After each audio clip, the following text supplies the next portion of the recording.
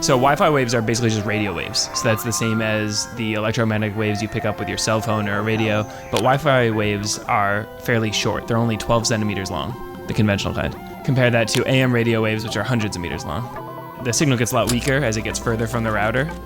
And generally, it can't really go more than 150 feet from a single router. They actually get absorbed and blocked by walls and metal surfaces. And so the way you position your Wi-Fi router makes a huge difference in how strong the signal is throughout your house. One thing you definitely want to do is put your router near the center of your house because it broadcasts the signal out in equal strength in all directions. So you want it out and open, like if it's in a closet, the walls of the closet are gonna absorb and block some of the signal. A good way to think about it is just use line of sight. From whatever position you can see the furthest in your house and you can see the most number of different rooms, that's probably a good place to put your router.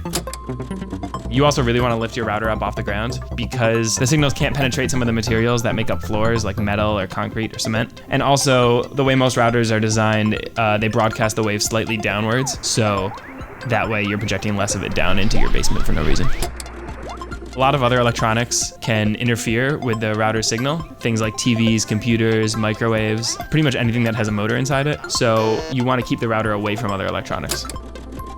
Most routers have 2 antennas on them, and ideally you could position one of them vertically and one horizontally. Devices work best when their internal antenna is parallel with the routers, and so most antennas inside laptops are horizontal, but if you're using a mobile device or a tablet, it totally depends on how you're holding it. So that way, if you have one horizontal and one vertical, you have the highest chance of having a parallel match with antennas.